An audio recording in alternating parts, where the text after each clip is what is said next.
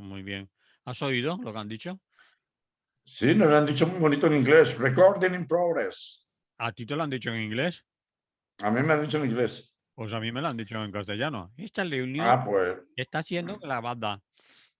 pues a mí me han dicho recording in progress. Es que, Estamos trabajando en ello. Les ha faltado decirme, pero vamos. bueno, nos vamos a la radio. Espera, antes que no vayamos a la radio, a ti no te han dicho nada. A mí esto sí que me lo han dicho no me lo han dicho en español, me lo han dicho, bueno, no me lo han dicho en castellano, me lo han dicho en bable, que teníamos las mismas camisas hoy, que parecíamos del mismo colegio. Tú de una clase más alta, porque eres más mayor, yo de una clase más baja, pero bueno, Lo de pero no te han dicho ¿a qué nada. te refieres? ¿La clase del colegio? Claro, hombre, sí, en la El clase del aula, curso superior, el o en aula. curso superior, o en curso superior. Yo creí que era otra. Si fuera por clase, evidentemente te gano. Entonces no hay discusión con esto. Por eso lo decía yo. Yo soy pobre, entonces. Bueno, eres prove Miguel, te van a llamar. Bueno, ¿qué te iba a decir? Vamos No a la sé, radio. dime tú. Hemos, Vámonos a la radio. Bueno, saluditos a los que nos quieran ver desde aquí, desde allá, en las redes sociales. Ya sabemos lo de los algoritmos, este rollo. Pero bueno, es más divertido igual, ¿no? Verlo que solamente escucharlo. O no, porque cada cual luego hace su caponsello. Cuando fue novedad y te empezaron a ver y tal, había un montón de gente que veía los vídeos. Ahora ya dicen esto, Estos ya los tenemos muy vistos ya, hombre. mientras no lo, Siempre con su rollo hablando del gobierno. mientras no lo hagan en calzoncillos, pues no los vamos a ver. Bueno, tengo una sorpresa guardada, pero para el final. Vale. Así se quedan todo el rato. Vamos a la radio, va, por favor, Venga, vámonos, anda. que están esperando.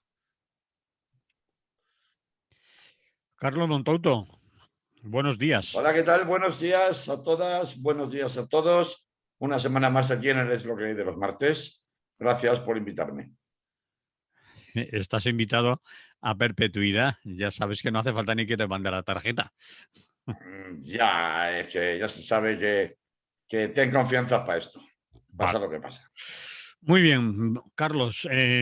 Temas que tenemos que tratar todos de actualidad. Cataluña, al fin, Hola. parece que sí, que después de un fin de semana reunidos, el señor que va para presidente de Esquerra Republicana y el señor que viene de... ¿Es de la ANC o de...? Jordi Sánchez, Sí, es de la Asamblea de la Nacional. ANC, ¿no? Sí, es que O los de, pues confundo. yo qué sé, ya me lío. Los No confundo, sé si pero es. da igual. Jordi Sánchez y han estado reunidos, ha llegado a un acuerdo, se reparten consellerías, dicen por ahí algunos que las de mayor peso se las queda Junts, pero que la presidencia va a ser para Esquerra, que es la primera vez que Esquerra Republicana va a presidir la Generalitat y alguien la ha recordado después de la Guerra Civil, porque para algunos la historia ha empezado después de, yo qué sé, de muerto Franco. Antes no cuenta. Esquerra Republicana presidió la Generalitat con anterioridad. Bien, en fin, vamos al grano. Y no fumes, que es malo para tu salud. Sigue.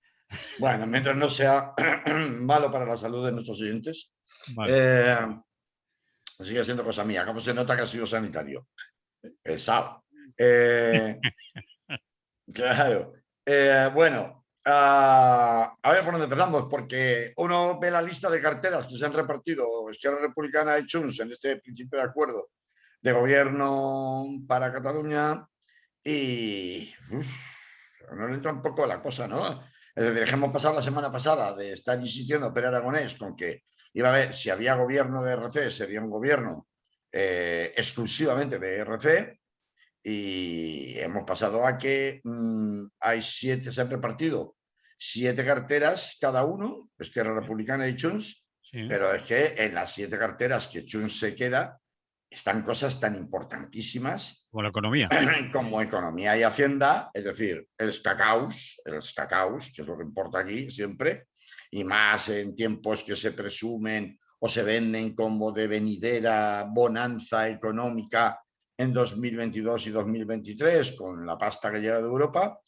Se queda la cartera de gestión de la pandemia, nada más y nada menos, la cartera de salud, se queda algo muy importante para Puigdemont y los suyos, como es acción exterior y transparencia, se queda justicia, lo que ello significa, bueno, de hasta donde pueden, de intervención o medraje en el nombramiento de, aunque los hace el Consejo General del Poder Judicial, de los jueces del Tribunal Superior de Justicia, pero principalmente lo que tiene que ver, porque eso sí que es competencia suya propia dentro de justicia, la cuestión de la administración penitenciaria, que no es moco de pavo en cuanto a la posibilidad de poder obtener o dispensar, si no tratos de favor, si tratos con cariño a los presos del independentismo, a los presos del proceso, y se queda investigación en universidades, con lo cual sigue controlando, yo diría, una parte de acción del gobierno muy importante. Yo veo este reparto de carteras y veo luego las que se ha quedado RC, y a mí me suena un poco a casi que el reparto de carteras que hicieron entre el PSOE y Podemos, entre comillas, salvando muchas distancias, porque, a ver, es verdad que RC se queda la presidencia, vale, ya veremos al final quién es el elegido como presidente de las cosas del Parlamento, que no es la misma figura que el presidente de la Generalitat. Se queda La interior. presidenta del Parlamento ya está elegida, es la señora Borràs. Ah, es verdad, sí, tienes razón. Sí. Se queda interior. Interior, a ver, aparentemente es el núcleo duro del Estado, ¿no? En toda administración gubernamental, aunque sea a escala reducida de una comunidad autónoma. Pero claro, aquí en interior es quedarse bailar con la más fea, entre comillas, porque estamos hablando justamente de la gestión de los Mossos d'Esquadra, que es tan importante en Cataluña en la medida que tienen atribuidas muchas de las funciones que en el resto del Estado están atribuidas a la Policía Nacional y a la Guardia Civil.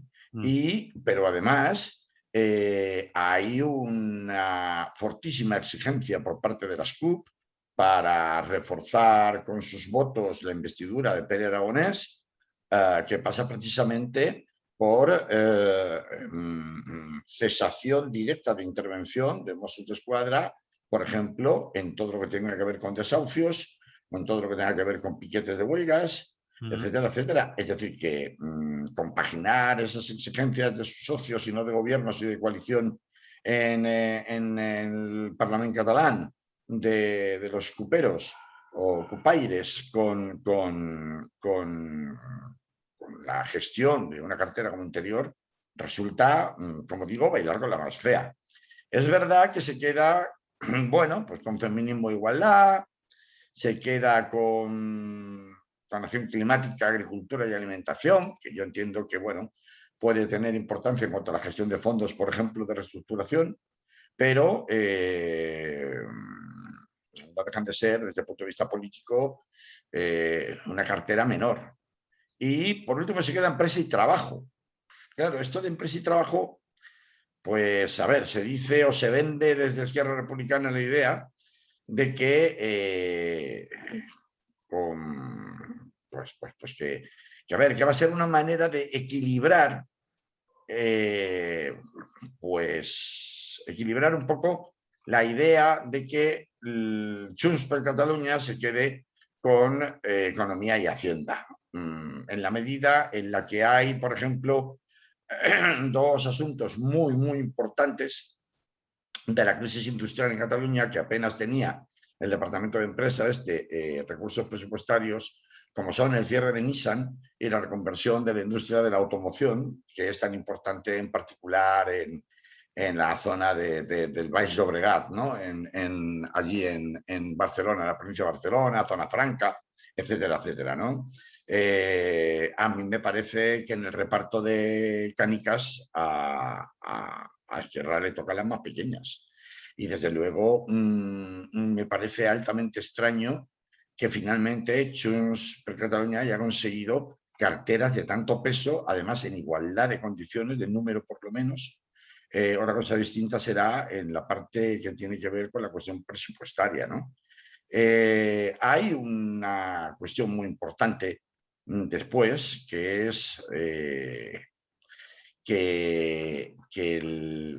claro, sabemos que hay una hoja de ruta que se está imponiendo en el acuerdo de mínimos que facilitó la iniciativa de las CUP la pasada semana y que tiene que ver con el famoso Consell per la Independencia, que exige por parte de las CUP y sin la cual, repetimos, todo este castillo de naipes es insostenible, en el cual, bueno, pues en el año 2023 como máximo tiene que haberse aportado una solución democrática al conflicto en paralelo a la no adopción de ese acuerdo, y yo entiendo que no se va a producir, con el gobierno central a través de la famosa mesa de diálogo que el ministro del ramo en este momento, y especialista en la materia, porque durante años ha sido el máximo jefe político del Partido Socialista de Cataluña, estoy hablando del señor Iceta, ya rápidamente ha salido a la palestra a decir que, bueno, la mesa de diálogo tiene que empezar a reunirse ya, una vez se desbloquea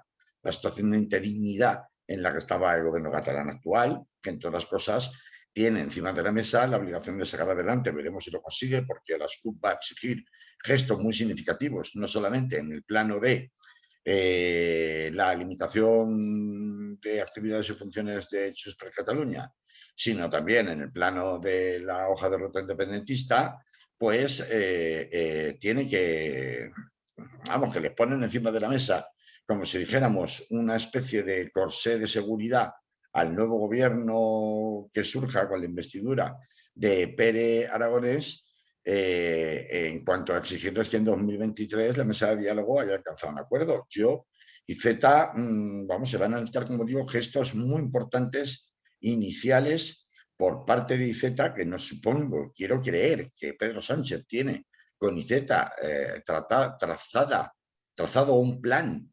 precisamente para dar sin dar, es decir, amagar pero no dar, con esta mesa de diálogo, porque es indudable que en la forma en que está planteado ese preacuerdo de la semana pasada entre Esquerra, Junts y las CUP, hay una voluntad evidente, tanto por parte de Junts como por parte de las CUP, de que esa mesa de diálogo naufrague, fracase.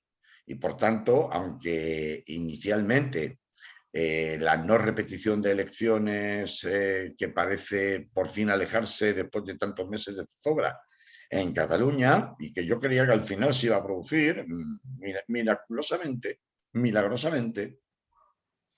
como ya ha ocurrido en un par de ocasiones antes en Cataluña, en in extremis, en el último momento, se han llegado a acuerdos que aparentemente permiten considerar zanjado esa posibilidad, dicho aparentemente, porque es un gobierno que con estos lastres nace totalmente capado.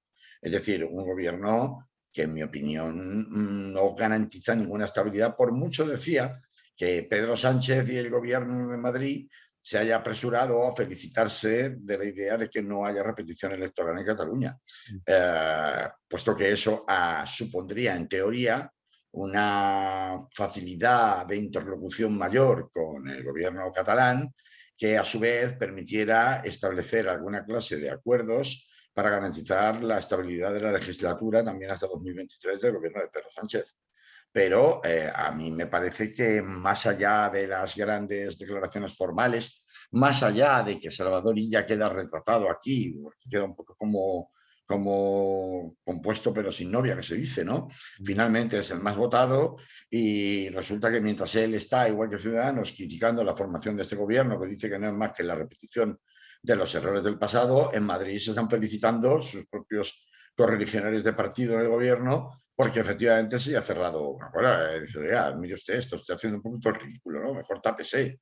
Es decir, claro, esto es lo que no puede ser. Y es lo que le suele pasar al Partido Socialista y también, por supuesto, al Partido Popular, es decir, a los grandes partidos nacionales, que cuando tienen que navegar en aguas procelosas de los distintos territorios de esta piel de toro que llamamos España, pues se encuentran con que tienen que estirar la sábana y la sábana, claro, si te tapas la cabeza, te destapas los pies y si te tapas los pies no te tapas la cabeza. Y esto es lo que exactamente le pasa a Salvador Illa, que queda un poco como esa sábana que ni llega a un lado ni llega al otro y que queda claramente desautorizado, en mi opinión, desde el punto de vista de planteamiento, de posición política del Partido Socialista de Cataluña en Cataluña ante la posibilidad de conformación de este gobierno de coalición.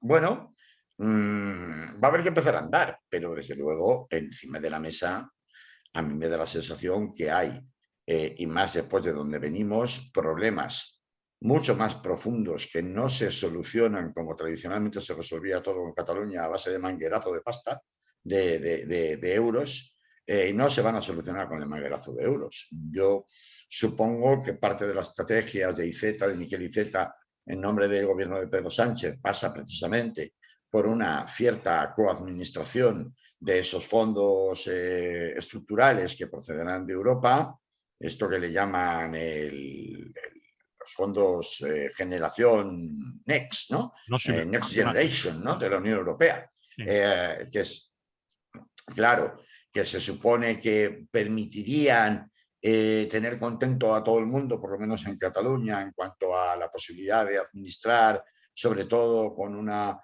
hoja de ruta que pusiera el acento en lo social, para en todas las cosas contentar una de las exigencias de las CUP para mantener su apoyo a ese gobierno de coalición que se conforme el día 26 de mayo, con la supuesta o esperada con el supuesto esperado incumplimiento de Pere Aragonés como presidente de la Generalitat, pero hay temas mucho mayores de fondo que tienen que ver muy claramente con la situación de los presos, la situación de los exiliados, principalmente la situación de los exiliados, donde recordemos que se está acelerando de nuevo la posibilidad de extradición no solo de Puigdemont, sino de todos los que se encuentran fugados respecto de la justicia española, una vez les ha sido retirada la inmunidad parlamentaria en el Parlamento Europeo, de aquellos que fueron elegidos en las últimas elecciones.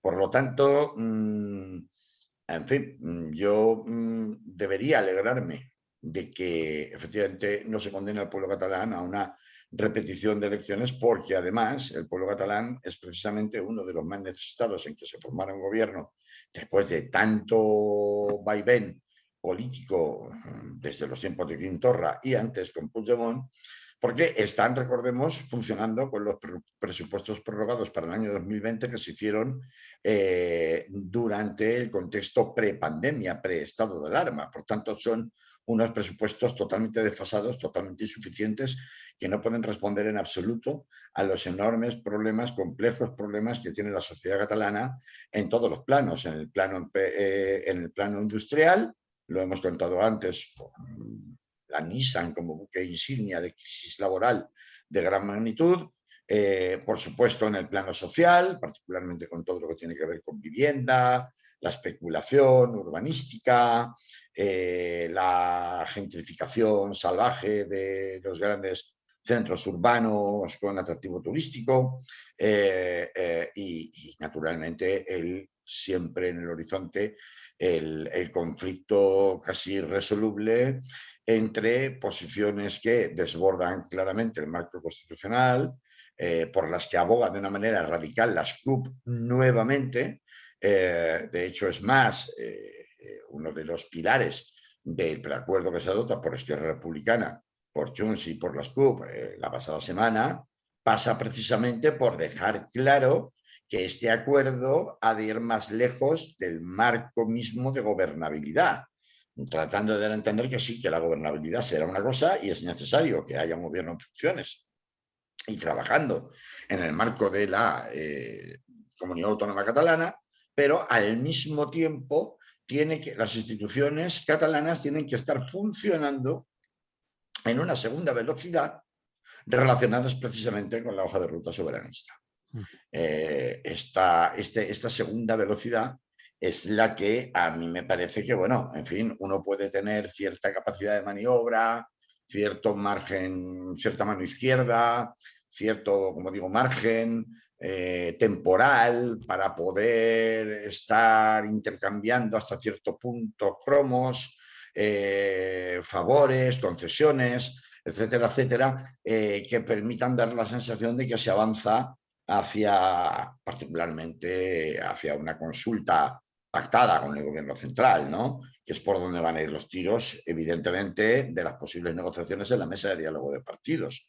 Pero claro, aquí hay demasiados actores con intereses muy contradictorios, incluso dentro del mismo frente independentista, como bien sabemos, en donde todos reclaman su cuota de protagonismo, con intereses muy encontrados. Las CUP sigue manteniendo, y menciono tanto a las CUP porque se han vuelto a convertir en vamos, en un actor clave, digamos, en toda la sostenibilidad o insostenibilidad del gobierno de coalición que finalmente acabe nombrándose en Cataluña. Pues han vuelto a insistir por activa y por pasiva con su desconfianza absoluta con Junts per Catalunya y con que su exigencia de responsabilidad en caso de retirarle su apoyo legislativo e incluso a su proclamación, el nombramiento de Pere Aragonès como presidente de Cataluña, su exigencia de responsabilidad va a ser siempre a Esquerra Republicana de Cataluña. Esto es muy significativo porque le está diciendo, si tú quieres formar gobierno con Junts en vez de formarlo solo, es tu problema. Pero yo con quien pacto, mi apoyo es contigo, no con Junts. Y por tanto, si tú permites que Junts tutele medidas legislativas, actuaciones institucionales y administrativas que vayan en contra de las políticas sociales respecto de las que tú, Esquerra Republicana, y yo, las CUP, hemos estado pactando que se tienen que llevar a cabo y cómo se tienen que llevar a cabo, y permites que por intereses distintos a estos, particularmente se están refiriendo al futuro judicial de Puigdemont y compañía, permites que Junts per Catalunya te tutele, te vete, te bloquee la acción de gobierno y eso provoca que no cumplas lo que hemos pactado nosotros y no además. Es que te vamos a estar vigilando desde el minuto uno, pues se lo han dicho así, han mencionado el minuto uno. Vamos a retirarte el apoyo. Claro, que de lo que se dice a lo que se hace, pues luego finalmente siempre hay contrapartida. Y ya sabemos que el juego del parlamentarismo tiene estas cosas, ¿no? Mira, pues tú me cedes aquí porque esto que me pides es imposible, ahora no, lo haremos dentro de 6 meses, lo haremos dentro de un año, tenemos que aprobar el presupuesto es lo primero, a ver si vas a quedar tú como retratado delante de los catalanes como el culpable de que sigamos sin presupuesto y un año más con un presupuesto prorrogado de un periodo previo a la situación generada por la pandemia. Mira, yo a cambio te doy esto otro, vamos a hacer... Es decir, entrar en la política de gestos para contentar a las distintas y múltiples galerías que hay aquí en juego, ¿no? Pero con todo y con eso, pues en la mesa de diálogos no solamente están los 3 partidos que secundan este gobierno de coalición. Es que, claro, ahí está el PSC, ahí está el gallinero de Ciudadanos y del PP, pues todavía están, de Ciudadanos y el PP, para no añadir a Vox, que también quiero recordar que está. Por tanto, esa mesa de diálogo va a ser, vamos, o sea, un gallinero no, lo siguiente.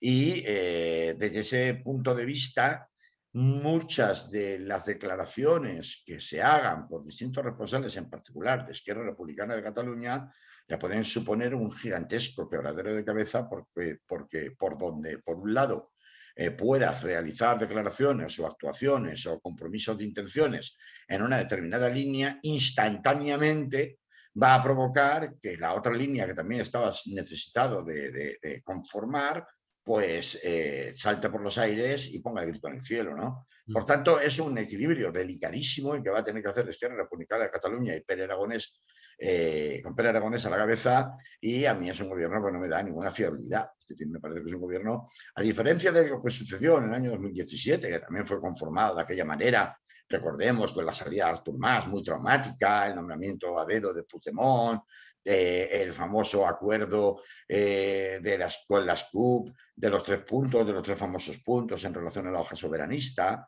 en donde un poco parecía que, bueno, estábamos en periodo de asaltar los cielos, ¿no?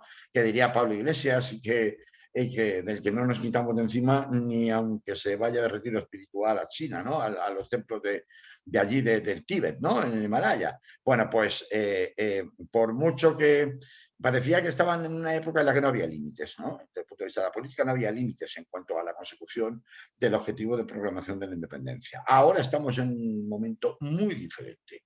Un momento en el que las necesidades sociales, por razón de la pandemia, son mucho más acuciantes que lo que pudieran ser entonces. Ya no es una cuestión puramente social, es una cuestión ni política, es una cuestión totalmente material. La falta la falta de mantenimiento y de inversión en infraestructuras públicas catalanas es una evidencia que ya nadie puede discutir ni discute. Por tanto, la esperanza de recibir toneladas de euros en formato de los fondos Next Generation de la Unión Europea, pues es una tentación muy poderosa y una argamasa muy importante para mantener unido este gobierno, pero por la parte, los restos, los rescoldos, las cenizas de aquel intento de proclamación de independencia mantienen heridas muy graves, muy abiertas, muy importantes, que se simbolizan en los presos, pero no solo en los presos o en los fugados de la justicia, exiliados, sino también en aquellas muchas personas de cuadros intermedios, alcaldes, directores generales, que han sido o fueron represaliados de distintas maneras por el Estado central, por vía de multas, por vía de inhabilitaciones a cargos públicos, por vía, en definitiva, de truncar, aunque no fuera con prisión, sus carreras políticas, y son heridas que están sin restañar. Por tanto, este momento donde ya venimos con una mochila muy importante en todas las formaciones políticas que conforman o van a conformar el apoyo a este gobierno de coalición, hace que el resentimiento y la desconfianza mutua sea mucho mayor que la que existía entre ellos en el año 2017, pese a todo. Y por eso yo, a ver, no soy adivino, claro, puede pasar de todo, y en parlamentarismo pasa de todo, pero me temo que es una cuestión que puede traer cola y hacer que este sea un gobierno relativamente débil, sobre todo si vemos cómo ha quedado configurado el reparto de carteras entre dos partidos políticos que tienen una sensibilidad y aunan además unas fuerzas vivas dentro del tejido social, económico, político catalán tan distintos como Esquerra Republicana y Junts per Catalunya. Bien, yo creo que con lo que has contado está todo claro. Ahora solo nos queda esperar y ver. No creo que podamos juzgar, podemos prejuzgar, presuponer, lo has estado contando tú, lo que puede pasar, lo que puede suceder, pero nos tendremos que esperar un tiempo para saber por dónde van a salir. Vamos a continuar, si no hay ningún problema, con más asuntos. Estamos, como os decimos, os hemos dicho al principio, en Es lo que hay. Estamos hablando con Carlos Montouto y nos vamos a ir desde Cataluña, dar un salto en el mapa y nos situamos en Palestina. Creo que pocas cosas le podemos contar a la mayoría de nuestra audiencia que no sepan, que no hayan visto, que no conozcan, que no estén al tanto de lo que está sucediendo en Palestina. Se han utilizado adjetivos de todo tipo que van desde genocidio, represión, esto no es una guerra, esto es una barbarie, todo lo que se pueda decir se ha dicho, y las imágenes que hemos visto también son lo suficientemente aclaratorias para que tengamos ya hecha una idea de lo que allí está pasando. Pero tú querías centrarte en algo en especial. Claro, porque aquí nunca, a nivel de autoridades internacionales y de la comunidad internacional, no hablo de los pueblos, hablo de sus políticos y de sus gobiernos y de las instituciones internacionales. Nunca pasa nada hasta que tocan a los suyos. A Y ver, resulta que durante semanas han estado bombardeando de manera masiva edificios enteros, asesinando familias enteras, niños, niñas, abuelas, abuelos, mujeres, etcétera, etcétera, con la excusa de que en la Franja de Gaza, con la excusa además reforzada por las declaraciones de Joe Biden desde un primer momento, del derecho a defenderse del Estado de Israel frente a la provocación constante de Hamas, con el lanzamiento a su vez de cohetes, lo cual también es cierto. Durante semanas hemos visto cómo la escalada de enfrentamientos en los territorios no asentados en la Franja de Gaza, sino en el propio Israel, en comunidades mixtas, donde convivían hasta ahora de manera tensa pero pacífica, colonos judíos y palestinos que se encontraban allí desde el principio de los tiempos, mucho antes de los palestinos de Israel, de la fundación de Israel, Sí. hasta que no habían podido echar. Todo esto lo hemos estado viendo sin que pasara absolutamente nada, pero mira por dónde resulta que el ejército israelí, Netanyahu, se ha pasado de frenada. Y se ha pasado de frenada y no han tenido otra, iba a decir, ocurrencia para sus intereses, otra ocurrencia que bombardear.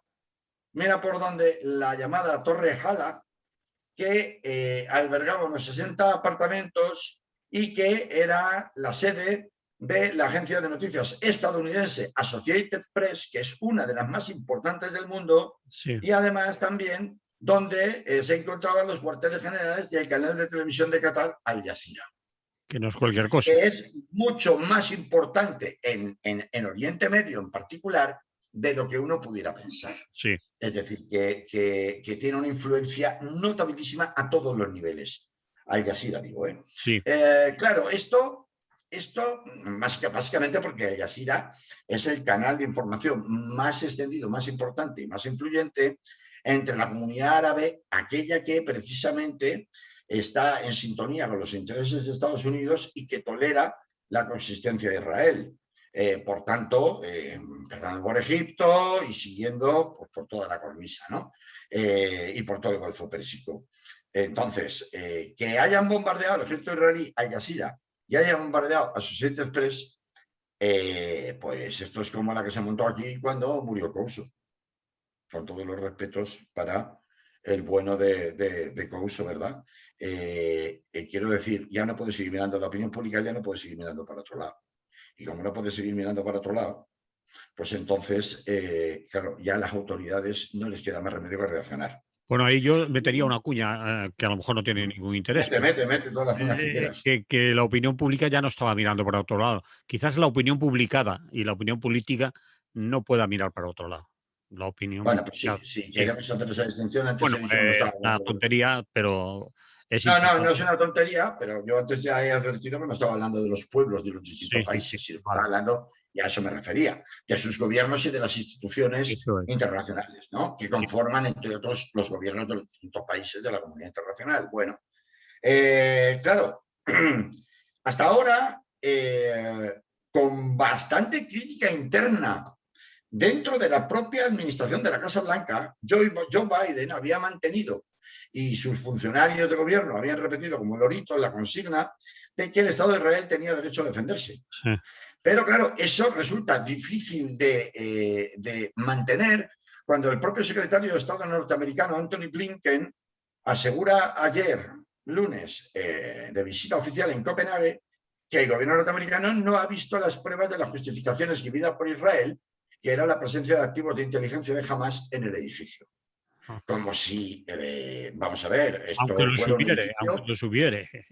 No, claro, como si esto fuera además un edificio que estuviera, vamos, o sea, fuera un cuartel general de actividad y de contrainteligencia que justificara llevarte por delante a la delegación de Associated Press, a la delegación de Al Jazeera, a los vecinos que vivían allí, etcétera, etcétera. Es decir, esto es, mire, voy a echar DDT y voy a matar las chinches, y además de matar las chinches, si mato a todo ser vivo que no tenía nada que ver y que no me molestaba para nada, pues mira, son daños colaterales, ¿no? Sí. O sea, había uno y maté a 100, pero mira, yo que maté a uno, que era muy peligroso. Oye, ¿y los 99 restantes? Bueno, sí, con daños colaterales, ¿qué se va a hacer? Entonces, en esta escalada de razonamiento homicida que caracteriza y ha caracterizado siempre la estrategia del puño fuerte de Netanyahu, esta estrategia, claro, si no hay pruebas, ya la fabricarán, seguro, pero si no hay pruebas concluyentes de que efectivamente eso era así y esa justificación que daba el gobierno de Israel era proporcional al resultado del bombardeo, pues al gobierno de Joe Biden, que no quería abrir en ningún caso este melón de Palestina porque quería concentrarse en China, mm, se le coloca en una situación altamente incómoda, porque de hecho buena parte de la guardia de la nueva izquierda que apoyó a Biden y al Partido Demócrata durante las elecciones, empezando por Alexandra Ocasio-Cortez y siguiendo por toda la demás cortina más hacia la izquierda, y porque precisamente en esa apuesta por la diversidad racial del gobierno de Joe Biden no le queda más remedio que asumir también la diversidad religiosa, donde la comunidad afroamericana, el colectivo musulmán tiene mucha influencia, mucha importancia, pues hace que si ya había disensiones notables dentro de esa línea diplomática de apoyo cerrado al derecho de Israel a defenderse y a utilizar todos los medios disponibles para ello. Por tanto, mirando para otro lado respecto de los abusos y pidiendo únicamente que no se maltratara a los civiles o que se minimizara el impacto contra los civiles, esta situación del bombardeo de la Torre Jalá puede ser un punto de inflexión. Ha ocurrido otras veces antes en la historia, un punto de inflexión, no respecto a que Biden vaya a cambiar sustancialmente su apoyo al gobierno israelí, pero sí a que ya le va a costar más esfuerzo darle carta blanca a las incursiones militares y a los bombardeos a la política que directamente, y así ha sido proclamada por el Estado Mayor del Ejército israelí, va directamente a el asalto terrestre, es decir, la ocupación terrestre, sino de toda la franja de Gaza, de una parte muy importante de la franja de Gaza.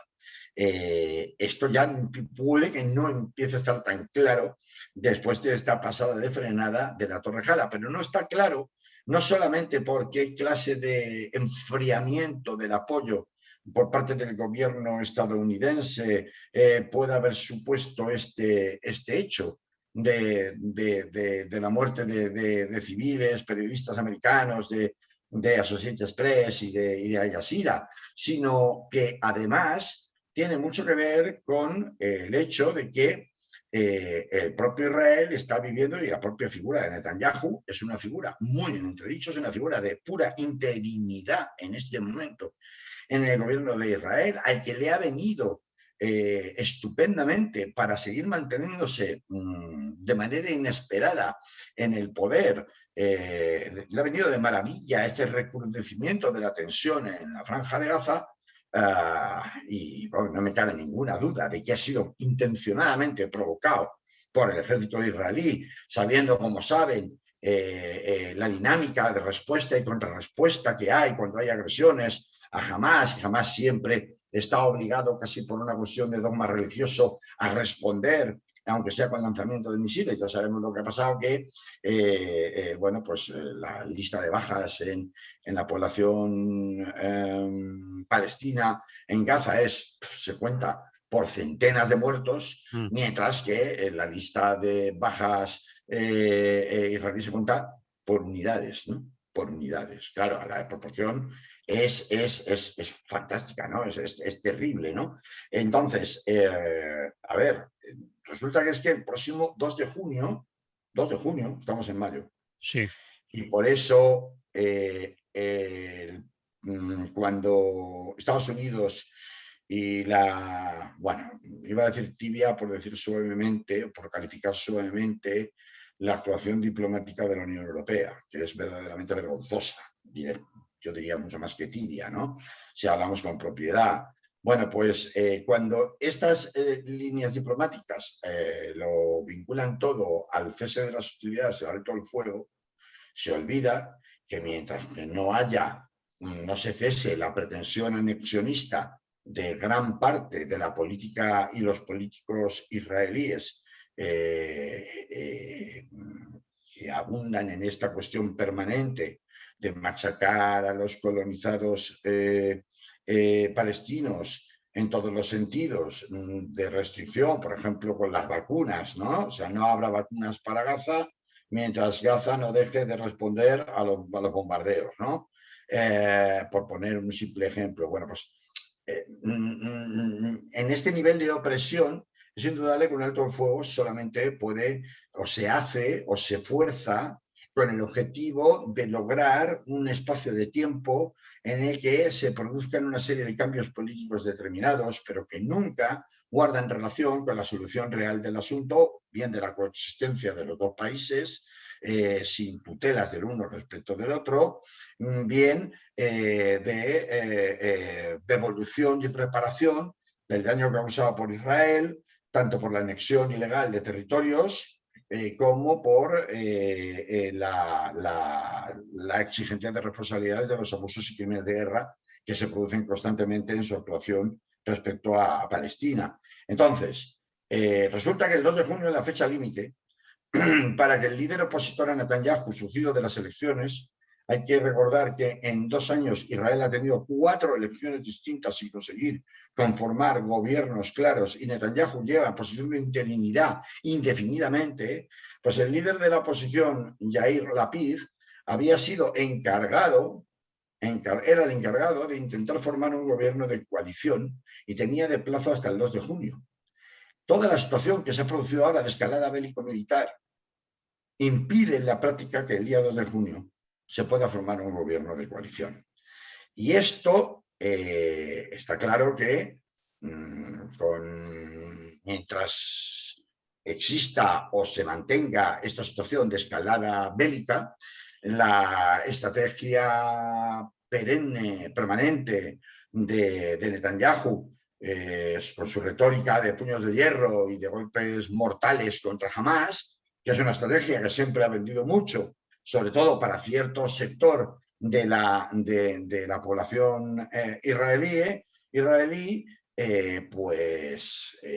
vamos a ver, le puede servir durante un tiempo, pero claro, es que resulta que al mismo tiempo Netanyahu es el único primer ministro israelí en activo que está actualmente siendo juzgado por cargos penales como fraude y soborno. Que ya sabemos que ha negado los cargos y que ha negado y que alega que hay una caza de brujas contra él por razones puramente políticas, en fin, lo que hacen siempre este tipo de sátrapas. Ciertamente está disponiendo de esta maniobra de distracción, con el resultado, ya hemos visto, de centenas de muertos, que probablemente pasarán a ser miles de muertos ya en las próximas fechas en Palestina. Y pues mientras no se debilite el apoyo de Joe Biden y de la administración de la Casa Blanca a quien encarna oficialmente el gobierno, aunque sea en la interinidad, de Israel, que es Netanyahu, y esto ocurra, entre otras cosas, o bien por exigencias de responsabilidades, si no judiciales, si políticas, respecto a muertos en el propio bando estadounidense, que hagan que finalmente no les compense seguir manteniendo en el poder, esta situación de conflicto bélico que vivimos tan agravada en Palestina, pues se va a seguir manteniendo en el tiempo durante ciertas semanas. Es muy difícil que eso, como digo, que Lapid, el líder opositor, pueda acabar formando gobierno, porque, entre otras cosas, es un periodista de televisión que carece de experiencia política y militar, y menos en un contexto de conflicto armado, ¿no? Y por tanto es muy poco probable que pueda conseguir los apoyos suficientes como para poder conseguir plantear un gobierno que vaya en una línea distinta de la que han ido todos los gobiernos de halcones hasta ahora. En el periodo de Netanyahu, recordemos que el único político que fue capaz de plantear abiertamente un cambio de statu quo respecto a la cuestión de la política israelí de puño de hierro contra Palestina, que fue Ariel Sharon, fue asesinado. Y por tanto no existe una expectativa de momento nada clara a que Netanyahu pueda ser desalojado del poder, salvo que sus pasadas de frenada, como la que ha ocurrido en esta torre donde se encontraban los periodistas, y ese bombardeo, pues pueda volverse a repetir y agudizar aún más la situación de debilidad de Biden para poder mantener su apoyo sin fisuras al gobierno de Israel, mientras sea su inquilino el señor Netanyahu. Mientras todo eso no suceda, y es probable bueno, pues que no suceda, pues podemos encontrarnos con un periodo de tiempo todavía de algunas semanas de gran inestabilidad militar en la zona, hasta que efectivamente ese periodo del 2 de junio pase, el señor Lápiz no pueda, o Lapid no pueda formar ese gobierno de coalición, y o bien se vuelvan a convocar nuevas elecciones, serían las quintas en 2 años. Mientras tanto, Netanyahu seguirá reteniendo el poder, o pues que por el contrario sea el propio Netanyahu, a la vista de que Lapid no lo ha conseguido, el que consiguiera, circunstancia bastante difícil dado su incierto futuro judicial en el país, formar gobierno también por su cuenta. En ese también estamos. Yo creo que Netanyahu lo está fiando todo a cuanto peor vaya, mejor me va a mí. Así que voy a tratar de que vaya todo mucho más, muy mal, para convertirme en un actor insustituible precisamente por la emergencia militar que atraviesa el país, de manera que se desactiven los cargos judiciales que hay contra mí y que incluso yo me pueda mantener en el tiempo, aunque no haya sido capaz de formar propiamente dicho un gobierno. Vamos a ver, por tanto, no solamente cómo se mantiene o no el apoyo, sin fisuras, de Biden al gobierno de Israel, sino también vamos a ver cómo dentro de la política de Israel se juegan los tiempos y se juegan las responsabilidades de un personaje que es seguramente uno de los mayores asesinos, y lo digo tal cual, asesinos, que bajo la excusa y justificación del derecho a defenderse de su pueblo de los ataques terroristas, ha masacrado y masacra, y tiene una política efectivamente genocida, sin ninguna discusión, en el territorio. Bien, queda dicho, no hay nada más que añadir. Y vamos a aprovechar el tiempo, Carlos. Nos quedan Claro. 10 minutos como mucho, para hablar de Chile. En Chile ha habido unas elecciones importantes, unas elecciones que eran para designar las personas que van a hacer la nueva constitución, la constitución en la época post-Pinochet. Hasta ahora Chile está funcionando aún con una constitución de la época de Pinochet. Estas elecciones se han desarrollado en 2 días diferentes. La última sesión, o la última, fue este domingo pasado. Había que elegir 155, creo, personas entre representantes de partidos políticos, instituciones y gente normal y corriente, digamos, que van desde universitarios, profesores, incluido amas de casa, personas destacadas de la sociedad civil o que han estado presentes en las luchas y que se han presentado como los nuevas redactoras, porque se exigía que fuera paritaria la comisión que saliera, es decir, Y lo ha sido, y lo ha y lo ha sido. sido. La asamblea, sí, la asamblea, sí. Bueno, el resultado de estas elecciones ya se conocen, ahora nos lo cuentas, y es una experiencia muy interesante. Es decir, las madres y padres de la Constitución, por hacer un símil con lo que hacen aquí los padres de la Constitución, diciéndonos o recordándonos quién redactaron las del 78 en nuestro país, ¿no? Los madres y las padres de la Constitución en Chile han sido elegidos directamente por el pueblo chileno. Estas personas van a redactar una nueva constitución. Cuenta tú. Sí, señor. Pues, a ver, en realidad lo que han hecho ha sido unas elecciones legislativas en el sentido de elegir representantes que en la Asamblea, generar una Asamblea Constituyente, que Sí, se va a llamar Convención Constitucional, es el nombre que le han dado, un poco por separarse de lo que era la Asamblea, ser el equivalente a nuestro Congreso de los Diputados, ¿no? Es el nombre que le dan por separarse un poco de las connotaciones históricas del pinochetismo y del bipartidismo, que es anterior al pinochetismo, ojo. En este punto es muy importante, pues hay varios titulares, sin ninguna duda, y a mí me interesaba mucho hablar de Chile, porque yo quería saber todo lo que Chile pasó con su basta ya, con la cantidad de muertos, la represión militar salvaje que sufrieron, y policía paramilitar y policía salvaje que sufrieron. ¿Se iba a quedar acabando, como siempre, en agua de borrajas o iba a servir para algo? El arrinconamiento del gobierno de Piñera, cuya formación tiene un 10%, con lo cual ya Piñera está en las últimas. Sí. Iba a conseguir retener a base de cambios, de meras reformas, que es con lo que empezó todo, o por el contrario, el tsunami iba a tener la suficiente fuerza y iba a ser lo suficientemente sostenido en el tiempo como para acabar con el modelo político neoliberal a ultranza que se instaló por Milton Friedman en la Escuela de Chicago en el año 73 con la llegada de Pinochet y que ha sido ejemplo y modelo e impuesto incluso a través de golpes militares en toda la región. Sí. Y cuando no por golpes militares, por golpes institucionales. Pues caso de Dilma Rousseff, en fin, ha habido muchos. Bueno, por eso era tan importante hacerle el seguimiento a lo que estaba ocurriendo de relevancia en la actualidad política de aquel país. Y hay varios titulares que arrojan esta cita con los electores en Chile. La primera es evidente, la has mencionado tú, los candidatos independientes han dado el sorpaso a los partidos tradicionales en estas elecciones.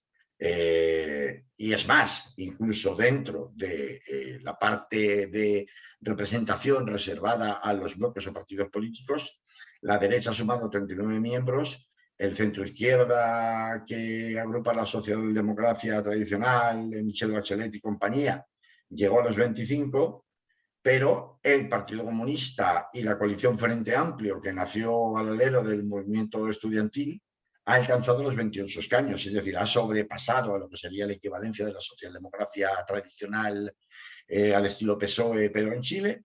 Se coloca en segunda posición dentro, repito, del abanico de representación que tienen reservados los partidos o tenían reservados los partidos políticos y demuestra que, bueno, pues que realmente no tiene, o sea, que sí que ha habido un golpe de timón importante, un cambio de chip importante, estos dos titulares que acabo de dar. Pero hay un tercer titular que es mucho más importante todavía, porque una de las grandes dudas que había era si la derecha conseguiría obtener un tercio total de la Cámara Constituyente, lo cual le permitiría el derecho de veto, o si por el contrario lo conseguiría el Partido Social, la Socialdemocracia. Ninguno de los dos lo han conseguido. Y esto es muy importante porque desde los tiempos de Pinochet, de la salida de Pinochet, quiero decir, en 1989, la política chilena ha estado marcada siempre por la división en bloques de partidos políticos, como he comentado hace un momento, pero todos ellos con representación suficiente para vetarse y contravetarse mutuamente. De manera que esa política se había convertido en un auténtico galimatías, que únicamente beneficiaba al sostenimiento, bueno, pues por la vía de aplicar el modelo neoliberal a ultranza, pues únicamente contribuía al mantenimiento de los grandes contratos firmados y a esta política estrictamente norteamericana de que el contrato está por encima de la ley. Mientras que en Europa, por ejemplo, el contrato no está por encima de la ley. La ley reserva un montón de parcelas como indisponibles y contra las cuales no puede ir la voluntad de las partes obtenida, como sea que sea obtenido, que figura en un contrato, que se plasma en un contrato. Y por eso es tan importante que este derecho de veto haya desaparecido con estas elecciones, al no alcanzar la derecha el tercio de representantes que pretendía alcanzar. Y este tercio es el que hubiera permitido a la derecha bloquear los puntos que pudieran cambiar la estructura política del país. No lo va a poder hacer porque la suma de los 25 de la socialdemocracia más los 28, más los 28 del Frente Amplio y Partido Comunista, más los independientes, evidentemente, deja muy por los suelos a la derecha, y es seguramente el momento crucial en que puede haber un verdadero cambio de modelo político, económico y social que empieza a estar un poco más cerca de lo que estaba hasta la fecha, además de la cuestión, cuarto titular importante, de que es la primera asamblea constituyente verdaderamente paritaria del mundo. 77 van a ser mujeres y 78 van a ser hombres. Lo que se puede considerar un empate técnico. Por ese mismo motivo, como se ha alterado con esta introducción de los ciudadanos independientes, que encima son los que obtienen una mayor popularidad y seguimiento ciudadano, se ha alterado el tradicional pivotaje entre izquierda y derecha en la política chilena, y se han introducido elementos completamente nuevos que en muchos de los casos, aunque la participación ha sido mucho más baja, por ejemplo, las elecciones en el plebiscito o referéndum, mejor dicho, de noviembre pasado, que es cuando se decidió que efectivamente se convocara en estas elecciones constituyentes, pues con todo y con eso, las personas que han ido a votar y sobre todo las personas que han salido elegidas como candidatos independientes están reflejando muy claramente ese movimiento de cambio que se vio en las calles en lucha contra la represión paramilitar y policial del gobierno de Piñera, pues hace que, hombre, está por verse porque ahora queda lo más difícil, que ponerse de acuerdo en un texto que pueda reunir el quórum suficiente de aprobación. Pero ciertamente la voluntad política del pueblo chileno de momento parece mantenerse a favor del cambio definitivo de ciclo histórico en Chile, y esto sí que es un viento que, de consolidarse en una nueva constitución, como pareciera del resultado de estas elecciones de este fin de semana, sí que puede efectivamente soplar en todas direcciones dentro de la región sudamericana, cambiando completamente el tablero político de las relaciones a nivel mundial y del propio peso de los Estados Unidos. ¿Qué papel va a tener Estados Unidos en el tiempo de negociaciones entre bambalinas para llegar a acuerdos que permitan la promulgación de una nueva Carta Magna en Chile? Pues no lo sabemos, pero desde luego ya no los puede plantear como los planteó con los tanques y los aviones de Pinochet en 1973 contra el gobierno de Salvador Allende. Sin duda ninguna, ni estamos en aquella época, ni el pueblo chileno lo iba a permitir en un momento como este. Por tanto, bueno, vamos a ver. De todas maneras, las resistencias en Chile son muy grandes. Hay mucha gente muy temerosa de perder los privilegios que alcanzó durante el pinochetismo, los privilegios económicos, los privilegios profesionales, los privilegios sociales que alcanzó durante el pinochetismo, y por tanto va a haber una resistencia cerrada que se puedan llevar a cabo cambios realmente profundos en el sistema. Pero desde luego, si tú alteras la estructura de representación política de un país como se ha alterado aquí, es indudable que lo coherente y lo natural es que se produzcan también cambios políticos en la estructura organizativa de las instituciones en ese país, y eso cambia radicalmente, como digo, el panorama que teníamos conocido hasta ahora, y permite, bueno, pues mirar con un cierto halo de esperanza y desde luego de mucha alegría y de mucho orgullo al pueblo chileno por el ejemplo que está dando. Bien, pues aquí lo vamos a dejar. Un ejemplo que vamos a tener que seguir atentas, atentos, mirando. En Colombia, por ejemplo. Sí, vale. En Colombia, por ejemplo, que lo Bueno, tienen ahí ahora la herida abierta para en par, ¿no? vale. Pues nos quedamos aquí, Carlos. Claro que sí. Una semana más. Seguiremos. Hasta entonces, salud. Pues sí, adiós, salud. Bien. Del vídeo, ¿qué? ¿Quieres añadir cosas a...? No, a ver, yo he dicho Colombia, pero hay otro país que también está más o menos por el mismo, transitando por caminos parecidos, que es Perú, que es además fronterizo fronterizo con Chile, y desde luego quedaría luego por verse. Ahí me parece que la posibilidad de que estos cambios o estos nuevos vientos más propios del siglo XXI y no de los trasnochados siglos XIX y XX, pues me parece que van a ser más difíciles que se pueden instalar, que es Argentina, ¿no? Argentina me parece que tiene una situación sociopolítica y de dependencias pues, por ejemplo, pues, un poco el peronismo y el nuevo peronismo de alguna manera coarta bastante la capacidad de liberar de estructuras y de inercias muy,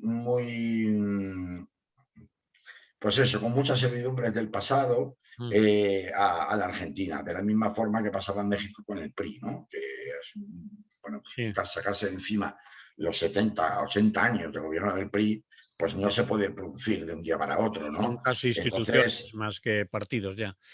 claro, entonces,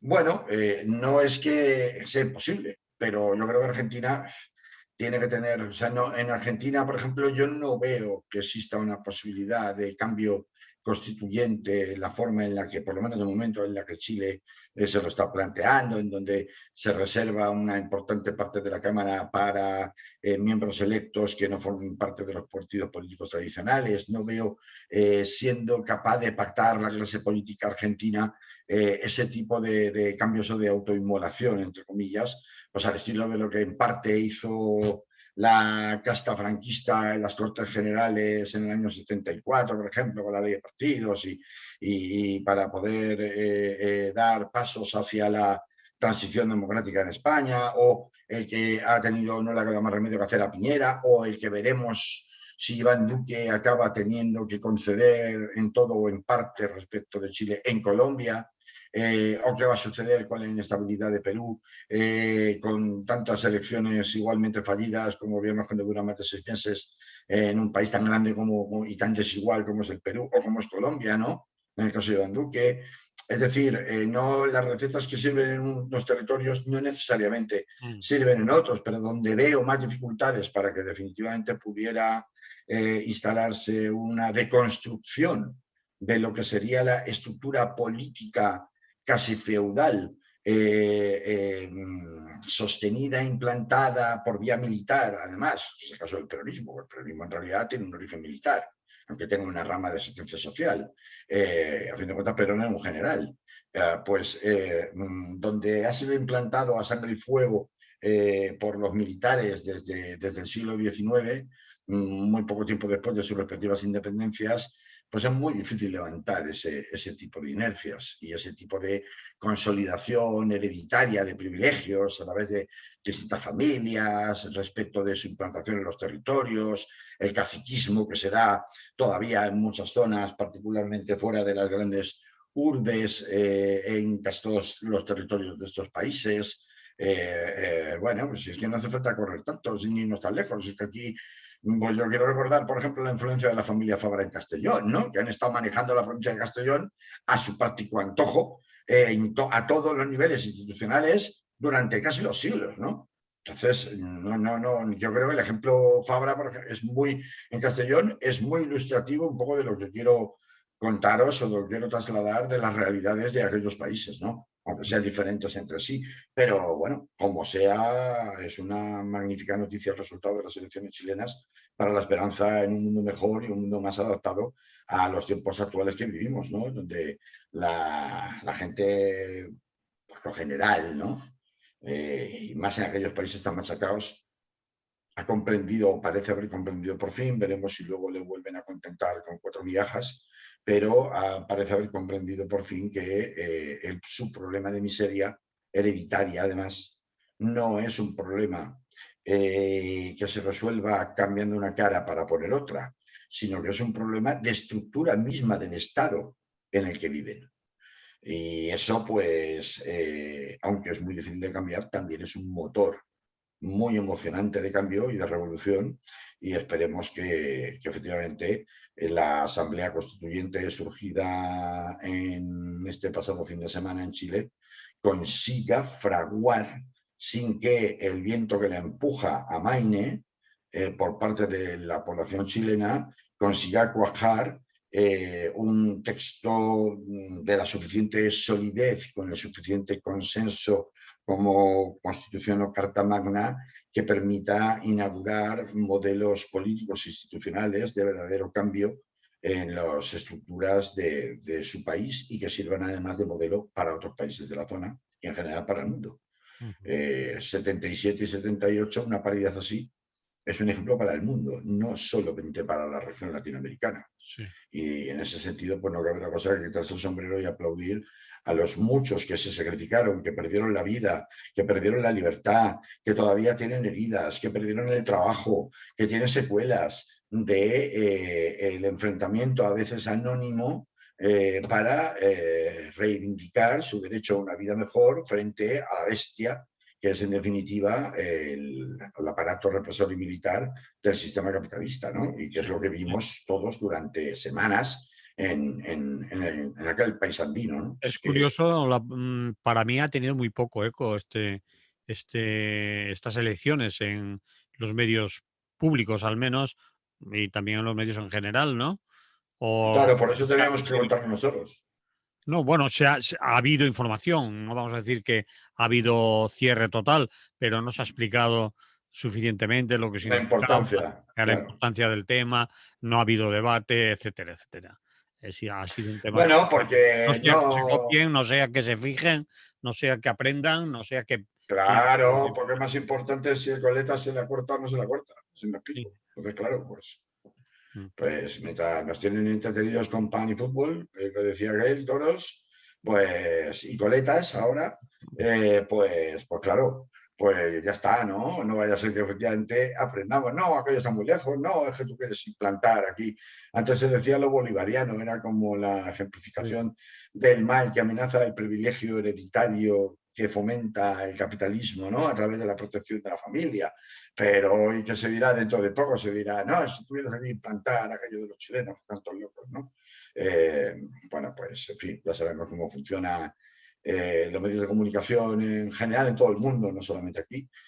La óptica capitalista y todos sus brazos pues llegan a muchos extremos, ¿no? Y desde ese punto de vista, pues era de esperar que se le diera, bueno, pues un tratamiento informativo, digamos, menor, ¿no? sí, Que la gente no vaya así, que la gente, sobre todo allí en Latinoamérica, aprenda de que efectivamente enfrentarte con el poder a veces, históricamente, puede obtener resultados favorables para la vida de las personas.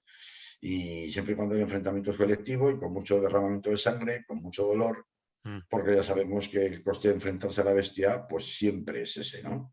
sí, Veremos a ver en qué acaba, pero esperemos que acabe no como un aventurerismo político, como hemos podido ver en las primaveras árabes, como hemos podido ver, aunque cada una con sus circunstancias distintas, claro. No pretendo comparar hechos históricos, pero sí consecuencias, ¿no? En cuanto a esperanzas de cambio que luego resultan truncadas y al final acaban siendo gobiernos de gestión militar los que se acaban haciendo cargo del poder, ¿no? O, en fin, ahora estos días, pues hemos tenido que soportar como aquellos que odiaban el 15M son los que han estado haciendo y contando o falsificando la historia de lo que fue el 15M, ¿no? Lo hemos visto en todos los medios de comunicación que daba grima verlo, ¿no? O sea, hablando todo político, es decir, prácticamente nadie especialmente destacado que no tuviera relación con partidos políticos durante o después del 15M ha sido convocado para contar su versión de qué pasó en el 15M, más bien en el movimiento de las plazas, diría yo, más que del 15M propiamente dicho, en aquellos tiempos, ¿no? Y cuando se ha hecho ha sido en medios menores, en radios, bueno, pues en algunos periódicos, etcétera, mm, etcétera, algunas entrevistas, pero las grandes tertulias televisivas y las grandes tertulias de debate, incluso radiofónicas, los verdaderos protagonistas, casi anónimos la mayoría de las veces, de aquel movimiento de toma la plaza, han brillado por su esencia. Y esto demuestra cómo, pues, al final, cuando estos movimientos ciudadanos no fraguan en instrumentos de cambio político muy sólidos y muy estructurales, pues es mucho más fácil tergiversar la historia, reescribirla y contarla no desde el ángulo de quien fueron sus protagonistas, sino desde el ángulo de aquellos que mantienen el poder, que generalmente eran aquellos que tenían su propia cuota de poder amenazada precisamente por esos momentos o movimientos de cambio, ¿no? Y esperemos que esto no sea lo que suceda en Chile, sino que se llegue realmente, es decir, que ese viento de cola que con tanta fuerza parece venir impulsando todo este proceso de cambio histórico, pues se mantenga como para exigir en las urnas, si es necesario, pero por supuesto también en la calle, el cumplimiento de aquello por lo que tanta gente ha sufrido en ese país, y no solamente ya los enfrentamientos con la policía y con los carabinieros chilenos, ¿no? sino durante décadas de condena a la miseria hereditaria, que es en definitiva lo que estaba detrás, el enorme desequilibrio y desigualdades en la población chilena, lo que estaba detrás de todo ese movimiento de protesta, ¿no? Y esto es lo que hay que subrayar más. No es una cuestión puntual. Los movimientos de protesta que hay ahora mismo en América Latina no son una cuestión de quítate tú para ponerme yo, y quién hay detrás de este, es que esto le impulsa al partido tal, que es una lectura que, por cierto, se hace muy habitualmente aquí desde España, inclusive de los movimientos como aquel del 15M, ¿no? De quién está detrás, seguro que hay una mano que lo mueve, hay un empresario que lo mueve, hay unos intereses económicos que lo mueve. No, vamos a ver, es que, y esto por qué se hace, porque es una manera de deslegitimar, de tapar, de encubrir que el verdadero motor del descontento es una cosa mucho más profunda, que tiene que ver con esas desigualdades históricas y que tiene que ver con lo que antes se explicaba, ¿no? Esa condena a la miseria perpetua que se recibe en razón de la familia en la que naces y del territorio en el que naces, del lugar en el que naces, ¿no? Y ya, si a esto le añadimos otras causas de opresión superpuestas, como son la etnia o raza de la que procedas y el género, en la cuestión del género con el que nazcas, pues ya apaga y vámonos, ¿no? Entonces tienes toda la clase de opresiones superpuestas que provocan pues, que si has nacido mujer y mapuche, por ejemplo, y vives en el desierto, pues seguramente, y tu hijo de pronto tiene problemas de respiración a los 6 meses de nacer o a los 2 meses de nacer, pues es muy posible que se muera. Como no tenga remedio, como los remedios caseros o los remedios tradicionales no te echen una mano y hagan que ese ataque de asma de tu hijo, que de haber vivido y haber nacido en Santiago de Chile, pues hubieras podido sofocarlo y solucionarlo, pues desde luego, desde el desierto de Atacama, pues no vas a poder. Y de la misma manera, si has nacido en las chabolas de los alrededores de Santiago, en donde pues tu hijo se va a morir porque no vas a poder pagar ni al médico y mucho menos las medicinas. Y estas son las desigualdades que están en el motor real de todos estos movimientos de protesta, repito, no solo en Chile, sino también en Perú, en Colombia de una manera muy evidente, muy evidente. En Perú es más complejo, hay más cosas superpuestas ahí aparte de la miseria, de la reivindicación de la miseria, porque las desigualdades entre territorios son muy grandes, no tantas como en Chile, ni yo creo que tantas como en Colombia, y pues por esas mismas razones minimizar esto de forma superficial y diciendo pues, cuatro generalidades sobre resultados concretos, caras concretas, que si Piñera gana, que si Piñera pierde, tal, no, ya, así que va mucho más lejos de la cara, no me trivialice el debate histórico que está en juego en este momento, estamos hablando de cosas mucho más importantes, no solo para el pueblo chileno, no solo para la población latinoamericana o esa región del planeta, sino para la humanidad en general en el siglo XXI en la búsqueda de una vida mejor y más humana. Y de eso es de lo que estamos hablando, y por eso es tan importante. Muy bien, Carlos. Pues ya estaría, ¿no? ¿Eh? Eso ha sido un aplauso. No, ha sido que vámonos ya. No, que vámonos ya es este. Que vámonos ya es este, que se vea bien. Bueno, Carlos. guapetón, pues la semana que viene más. Si no pasa nada. Y no pasa nada, y si pasa también, si pasa se le saluda. Vale, Venga, pues la semana que viene seguiremos hablando de gobierno. No sabemos de cuál, pero de alguno será. muy bien. ¿Vale? Hasta luego. Venga, abrazos. Chao.